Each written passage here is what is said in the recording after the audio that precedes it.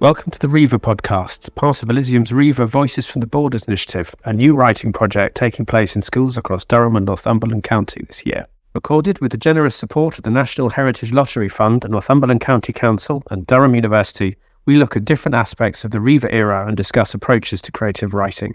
I'm Jake Murray, Artistic Director of Elysium Theatre Company, and with me is Romani storyteller and author Richard O'Neill. Richard, thank you so much for doing this. The whole subject of the history of the travellers and how they're related to the Reivers during the period that we're exploring is not just fascinating, but most people don't know anything about it. Where's the best place to start, do you think? I think probably if we start with the borderlands between Scotland and England, whether it's on the west side or the east side, so northeast of England, northwest of England. So you've got Carlisle, of course, on one side, and pretty much where Hadrian's Wall runs across to Berwick-on-Tweed. There's always been that, we've never had apart from the Romans, of course, we've never had in modern times anyway, a physical border. So there's been no border checks that you've had to go through.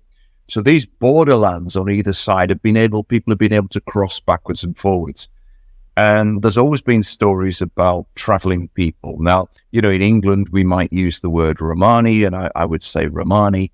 We'll use the word gypsy, and the word gypsy we often use, it's a legal term for Romani people, but that comes from the fact that they thought we were Egyptian people. And so they started off calling us Egyptians. And it's really interesting because William Shakespeare calls us Egyptians at first. And then as he goes through his work, he then mentions us as Egyptians. And then in As You Like It, he says, fie like two gypsies on a horse. And again, that would be, our very strong horses. You put a couple of people on the horse. And then we have Scottish travellers. So, I've got family in both sides of the border, shall we say. So these borderlands, I think, have always been places where people could hide out. They've always been places where perhaps travelling people could be left alone. And backwards and forwards over any border is trade. So, even going back to the pit ponies of the sort of 1800s, then the part of my family would be going up to Scotland, buying the little Shetland ponies and then bringing them down and selling them to the coal mines.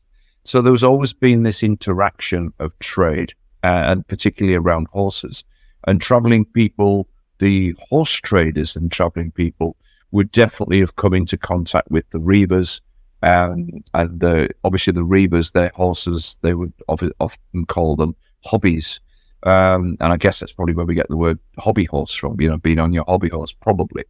But the traveller horses were always incredibly strong. People knew what they were doing when they were breeding them. And they were also, some of the Romani people and the Scottish travelling people were very, very good at horse doctoring. So very, very early vets in that sense. So this going backwards and forwards over the border. And again, I think the stories as I grew up, when I was a kid growing up, there was always stories going way, way back. And these stories were very, very vivid. There'd be certain people who were incredible fighting people who would be just amazing at breeding particular horses. And again, in the Northeast dialect, there are lots of Romani words. And there are quite a few Scottish traveller words. And again, if you had the pit people, coal miners, who I have it in my family too, then they would often call a horse a gallower.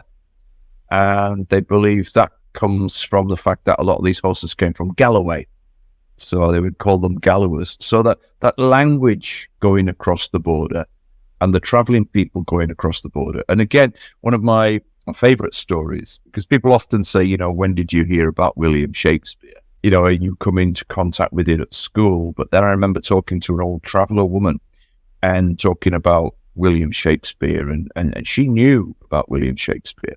And probably a person, I don't think this person could actually read books, but she knew about William Shakespeare. And her theory was that William Shakespeare, or Billy as she called him, had travelled with the travellers during one of his, what I found out later, were the lost years, and going across that border. And I guess it's a place where you could, if you travelled with the travellers, you would get a real insight into different stories. You would get a real insight into what it was like being an outlaw. Because again, at the time, certain times, quite a lot of the time, gypsies, travellers would be seen as outlaws, and if they were caught, they would be shipped across to the Caribbean and other places. So I think you would find almost in any country, whether it's up in the mountains or whether it's in between, on that border, those borderlands, people would say, those places where you don't want to go, badlands. And I think those people would exaggerate, and it pains me to use that word as a storyteller, I would probably use embellish. I think those people would embellish those stories about these particular groups of people so that people would stay away. Back in the day, we've only communication we've got is storytelling. A lot of people couldn't read. So if you could say, you don't want to come to this part of the border or this or that because these people are here, then, and again, we do it now, don't we? I think with certain people who, whether they're entertainers or whatever, they'll be, I'm going to use the word hype now, they will be hyping people up. Whereas back then it would be storytelling and hyping the people up to keep you away, or embellishing your reputation as a force to be reckoned with, or as horse dealers. It's almost using language as a way of protecting yourself. Because this obviously was pre-digital, pre-television, pre-any of those telecommunications, and the way a story could follow or spread, rather, as you say, you could deter people from coming at you. So almost a kind of form of and protection. I think often when we look at history and you read some really good history, people who have researched it, they often bring the numbers down. People in a story would say there was 1,000 men. There was 10,000, or, and I guess that grand old Duke of York, the nursery rhyme we grew up with, 10,000, probably based on something, some kind of conflict somewhere where maybe there was maybe 500 or 600. You get 10,000 people together, it would be quite a lot. So I think that a lot of that is the numbers particularly would be embellished. And why wouldn't you? If you had an army of 20 people, why wouldn't you start telling people you had an army of 100 or 300? Of course you would.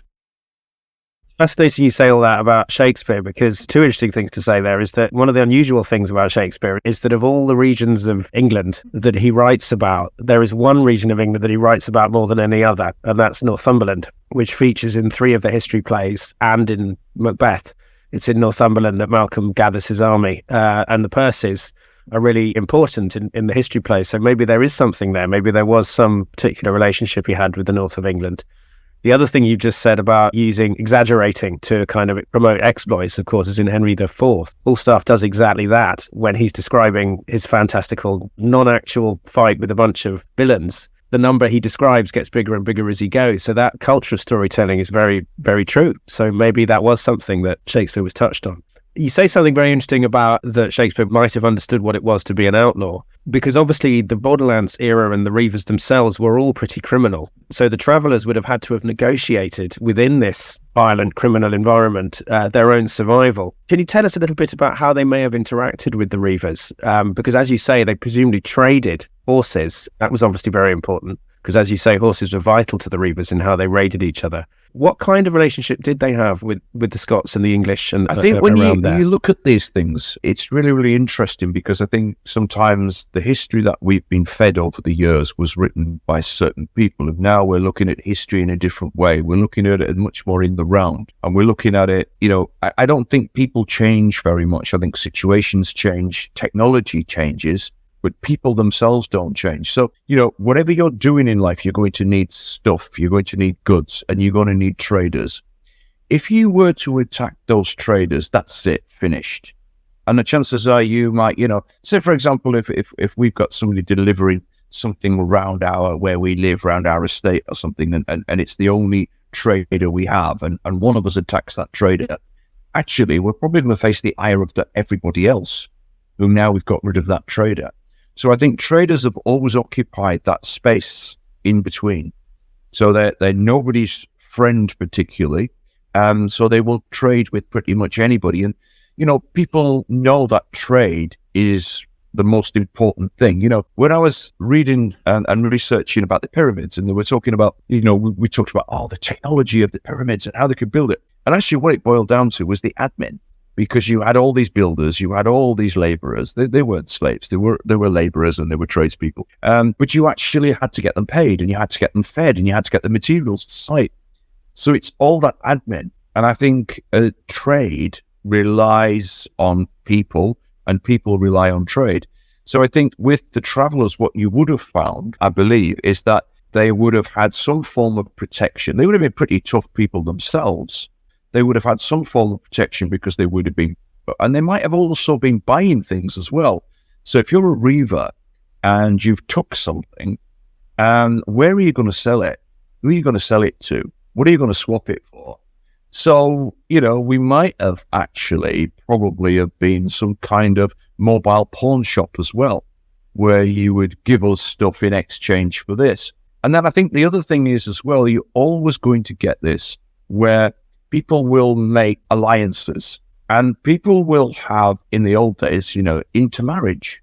So you would get these groups, and sometimes maybe it would be a strategic marriage. So I think all of those people along that border, the Reivers, the people who dealt with the Reivers, would have, and travelling families have always been like that over the years. People have come in to travelling families and become part of that community. So I think you would have had that. And I don't think you would obviously had these raids between Reivers themselves in different places, but I think they wouldn't have been an everyday occurrence. There would have been quite a lot of normal living, ordinary living in between that. Your food, your this, people having children and so on and so on. So I think it would have been, for me, it would be really interesting. And again, that the mobility of travelling people, being able to go from one place to the other with their, would have been tents at the time. They wouldn't have had wagons necessarily, horse-drawn wagons. It would have been maybe a cart, and then it would have been tents. It's fascinating what you're saying, because obviously a major part of Reiver culture was raiding farms, and obviously an awful lot of the sort of non-aligned Reiver population were farmers who were trying to make a living out of a fairly inhospitable landscape. And one of the reasons why reiving was so widespread was because it was so hard to succeed. It was easier to steal. So quite a lot of the population would have been sedentary. They would have been concentrated in the towns and the villages and the fields. So what you're suggesting is that the traveller community was almost like a key part of the kind of flow of the economy, that you could perhaps sell something to the travellers in Carlisle and it would be sold in Newcastle, or it would be sold in Lockerbie or in Edinburgh. So in fact, the travelling community was absolutely vital to the kind of success of the region. Would you agree? And I'll give you a modern version of that. I often joke when I'm talking to people, and people say, what did your dad do for a living when I was growing up in the 1970s? And I often say my dad was the human eBay. He was out before eBay. And what that meant was that my dad would, on his travels, buying and selling stuff. He was always buying and selling something. So he'd have a van load of stuff, and he'd buy stuff from one person and hopefully sell it on at a profit to somebody else. But whilst he was doing that, he was also making deals for people as he went around. So let's say, for example, he went to a farm and somebody was selling a tractor or a piece of equipment, whatever it might have been, or even some scrap, whatever it might be. Then my dad would say, well, I'll find you a buyer for that, but don't forget to give me a bit out of the deal. Then what he'd do, he'd go and find a buyer on his travels and say, oh, I know where the perfect tractor or the perfect piece of machinery is for you. I'll take you. Don't forget to give me a finder's fee for it. So he'd be getting paid from both sides. And that's in my mind when I think about the old stories from the old travelling people that I heard growing up. And that's where I see the travellers in this whole settled people, Reivers, as a circular thing. And again, some of the stories, buying stuff that had been stolen from some people and then taking it to somebody else and virtually selling it back to them. But that person needs to do that. And again, this is not an old phenomenon. We look at highway robbery in England with the highwaymen, and yet we look at people who get their bikes taken off them now, motorbikes, push bikes, and then sometimes people will, and we see it now, don't we, with data. People will hack your data and they will say, you can have this data back if you pay us, and it's just the technology that's moved on. So sometimes people will buy their own stuff back because they want that stuff back. And I think all of that stuff would have gone on across and around the borders. So the other thing that was obviously big in this whole trading process were market towns and important kind of market places like Hexham, Appleby, Barnard Castle, the different market towns where people would gather. Would the travellers, would they have been a presence in those market days and events? Most definitely. I mean, if you take Appleby, for example, Appleby Horse Fair's got a tradition before travelling people, but it's the travelling people who made Appleby Horse Fair what it is today.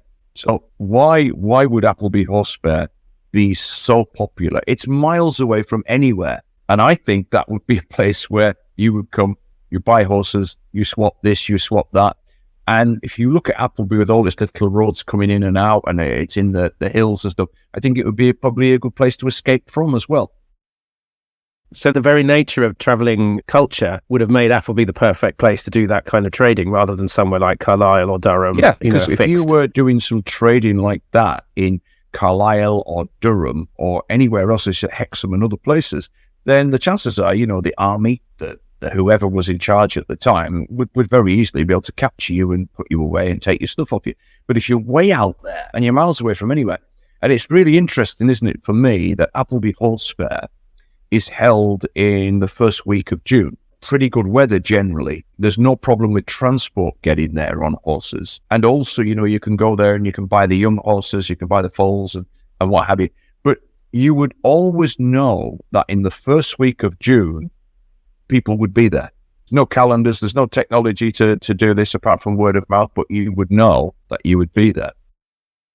And that would be presumably an invaluable place for families and friends to meet, for marriages to be brokered, deals to be made, and I assume also sharing intelligence, because the mobility of traveller communities would have meant that they would have been able to tell you what was happening in the remotest parts of the regions in a way that possibly the authorities or the more sedentary populations just wouldn't know. So Appleby must have been quite fundamental. And I think that's why, there are so many travelling people still in and around Cumbria and the borders. If you take County Durham and you take Cumbria, is a swathe right across there, and the largest ethnic minority groups will be Gypsy, Roma and Traveller. That's for a reason, because we've been there for a long, long time. And you can imagine some of the Reivers at the time going off with the Travellers and joining the travelling groups, intermarrying. So, all those things were possible. And of course, when the Reivers stopped being Reivers, then the travelling people were still travelling because they were still carrying on their trades.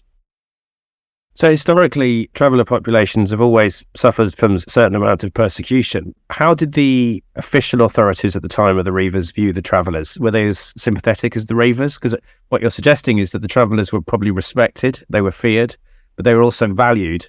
Obviously, your point about as traders, the last thing you wanted to do was to kill trade by hurting anybody. So how would the travellers have interacted? What would have been the difference between how the travellers would have interacted with the Reivers and the authorities? Because obviously the Reivers had a very complex relationship with the authorities, because sometimes they fought on the side of the authorities. Sometimes they were turned into the authorities by the authorities to try and control them. At other times they were completely opposed. And sometimes when they became the authorities, they used that to get rid of their enemies. So how would the travelling community have related, for instance, to the wardens of the North or the church, that kind of thing? Even today, in many circumstances, many incidences, I should say, travelling people keep under the wire. We are human chameleons. We can blend in most places. And again, that they would know, and even today, we would know very often that if you put your head above the parapet, if you make yourself known, then you make yourself a target. You can see this today with social media. If somebody puts a post up, about being a gypsy person or, celebrating something or complaining about something else, then you'll get this flood, this tirade of abuse and all kinds of stuff. So I think with the traveling people, the Romani people and the traveling people, they would keep under the radar. What's the point? What's the point of showing off? What's the point of saying what you've got? Because that only attracts attention. And, you look at the history going back to the late 1500s. You go back to 1596 in York, where they wanted to kill 109 gypsy people. Most of them could prove they were born in England. But, that was the law, that it was illegal to be gypsy people. So just by being gypsy, you could be, killed or sent somewhere else. So I think they've always wanted. And again, with names, you'll notice that traveling people were quite happy to change their name if that was a name that was under protection. So, in terms of the clan system for traveling people very often on those borders, the names weren't that important. Your family was mega, mega important, but what name you went under, because we had names that had come from, when we came way back 1,000 years ago in India. So those names were very, very different. So having the name wasn't really that important back then. It was your family, you'd have your own name, but you might say you were a this or a that, depending on which, if you were called, let's say for argument, if you were called MacDonald and they were looking for you, or, some of the Reiver names that then, you'd be an absolute fool to wander around with that name. And, so if you're traveling around, people say, who are you? Well, you think, actually, who's in favor at the moment? Who are they not after? Oh, we're part of the whatevers, and I think people have always done that.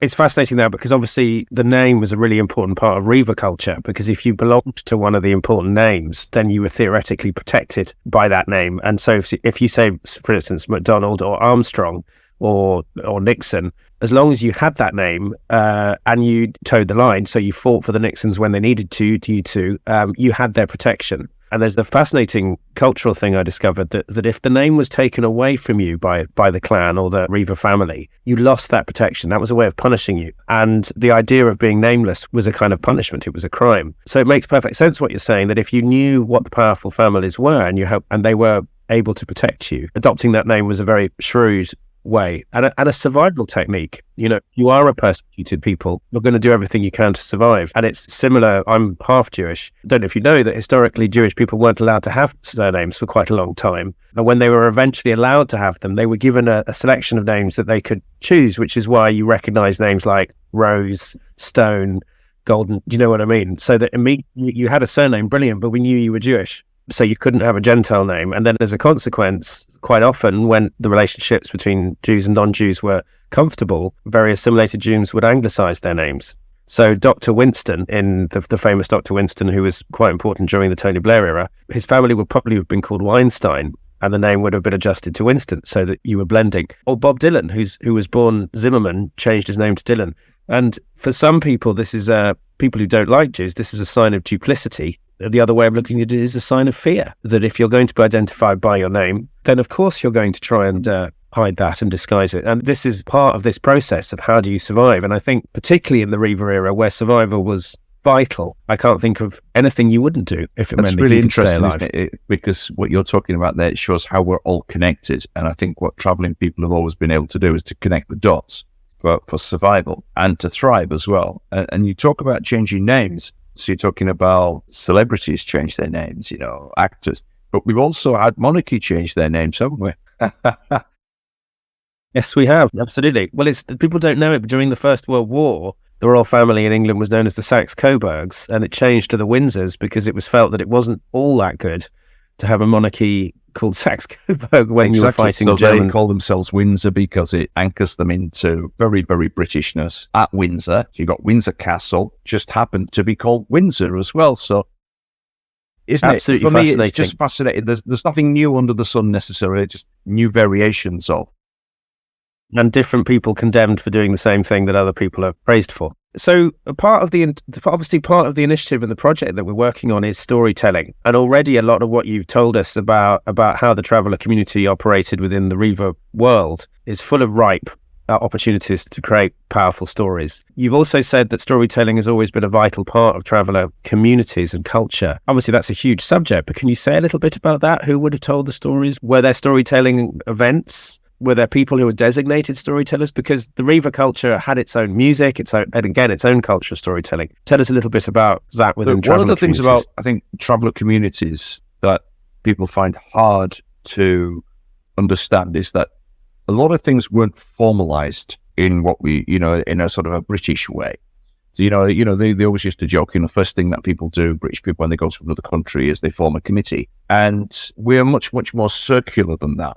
So people who wanted to tell stories would tell them, and the audience would be quite happy with that. And I'm going back to when I was a little kid. I had this sort of 7 or 8 year old, and I showed a real interest. My dad was a really good storyteller. My Uncle Billy was an exceptional storyteller. And so storytellers, people would come and sit around a fire or wherever we were, and people would start telling stories, and the best storytellers would just emerge naturally.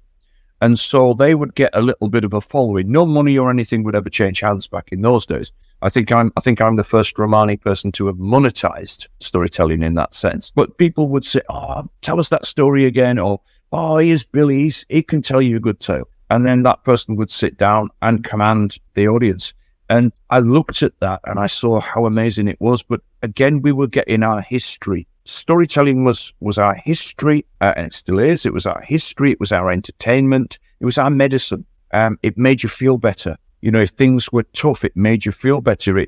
It was motivational. It gave you stories of hope. It showed how you could overcome adversity. It talked about if you thought you were having a bad time, it talked about how somebody had the worst time and had come through it. So storytelling was everything.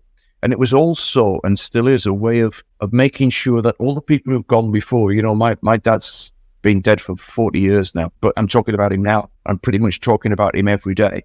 So there are so many stories that him and my mum and my grandma, all those people are involved in. And so it's a very circular thing for us. Storytelling isn't linear. We don't reach back into the past. It's like one of those revolving bookcases. We just give it a spin. Storytelling was everything. It was your education. It was your humor. It was enlightening you. But it was also finding new ways, because storytelling is a very creative act. So you would be listening to a story and you would be thinking, "Oh, wow, maybe we could do this."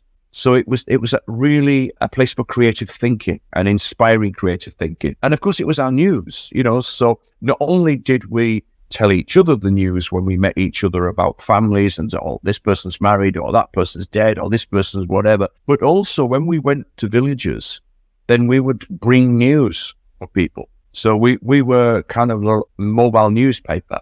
So we would bring, if something was happening in Carlisle and it took us 2-3 weeks to get out into the countryside a bit by bit.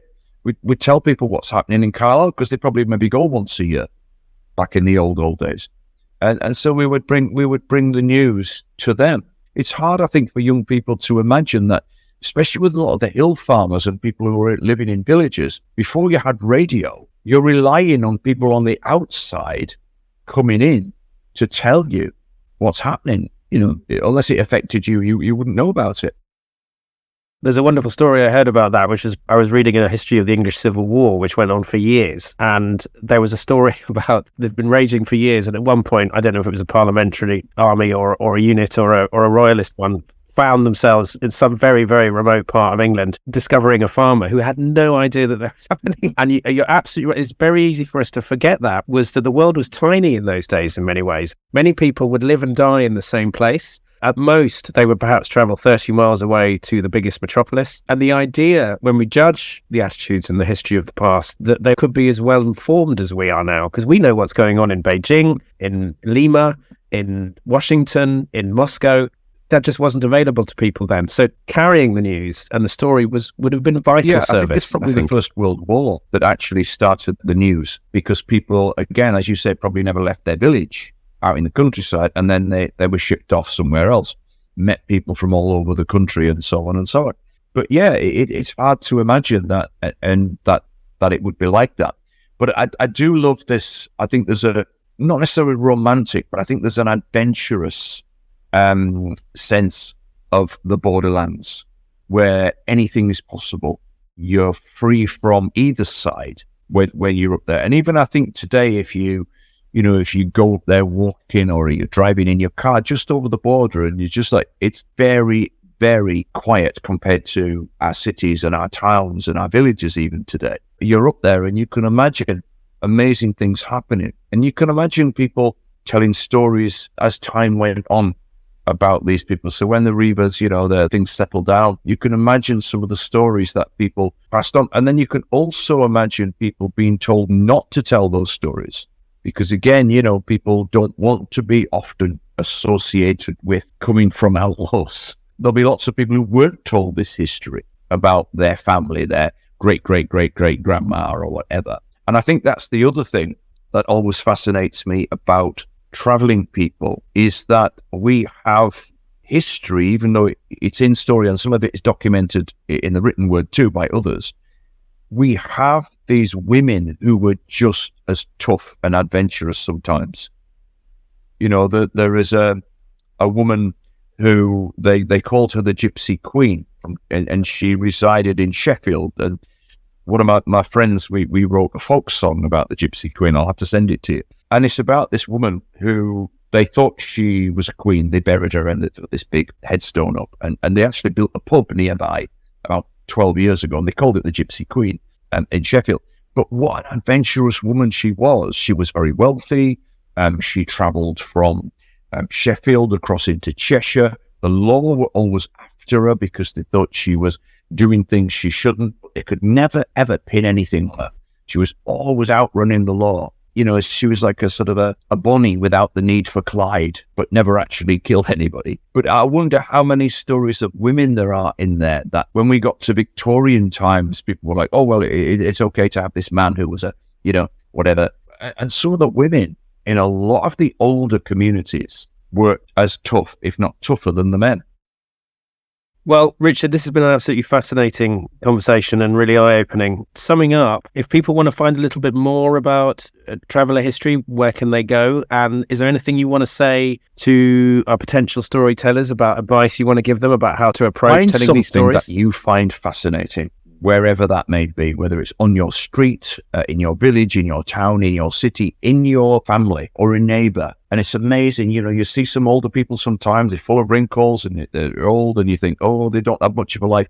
Start talking to them and find something out and then get fascinated about that and then pass it on to somebody else. That's for me is what stories, get fascinated about something. It could be anything. It could be as seemingly boring as carpet. I was working with some young people yesterday and we were talking about questioning things.